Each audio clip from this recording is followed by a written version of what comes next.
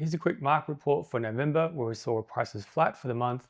And later in the video, I have encouraging news for both buyers and sellers. I'm Shane Willcox. I'm a real estate agent on the west side of LA. If you're thinking about buying or selling or just have general real estate questions, reach out anytime by clicking the link in the description below. Homes for sale are up year over year, but it looks like we're starting to see early signs of the holiday slowdown month over month. This is also evident in the drop in new listings month over month. Closed sales are flat year over year and with a slight uptick month over month, but this is mostly due to coming out of the summer slowdown.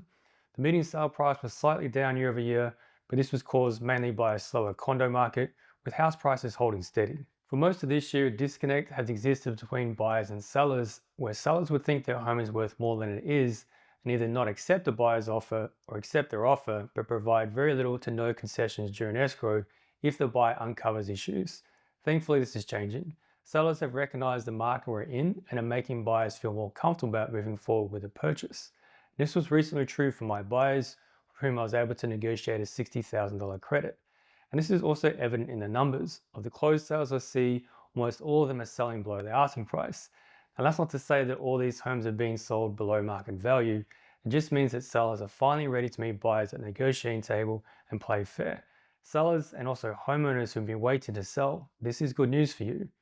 This will encourage buyers to get off the sidelines and enter a market that is fairer rather than one dominated by stubborn sellers. Another reason why buyers have been coming off the sidelines is that mortgage rates have gradually declined to their lowest level in 12 months.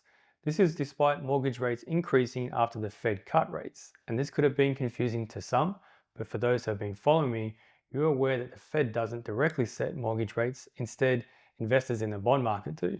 So even though the Fed cut the Fed funds rate by 0.25%, this was already baked into mortgage rates. However, what caught investors by surprise is Powell not committing to another rate cut this year. In previous meetings, the Fed had hinted at a cut in December, but they've reassessed that opinion. And that negative sentiment caused investors to sell bonds, which drives the price down and the yield or the rate up, and in turn, mortgage rates went up too. There's another reason why mortgage rates have been declining, and this is a silent contributor that often goes unnoticed, and that is the spread between a 10-year bond and mortgage rates. Banks have been reducing mortgage rates at a higher pace than the 10-year rate has been decreasing, contributing to mortgage rates being at their lowest levels. And this is happening because financial markets are feeling a lot more optimistic, so lenders are taking a smaller markup. This is all good news for both buyers and sellers, and if you want to chat more about your situation, click the link in the description below.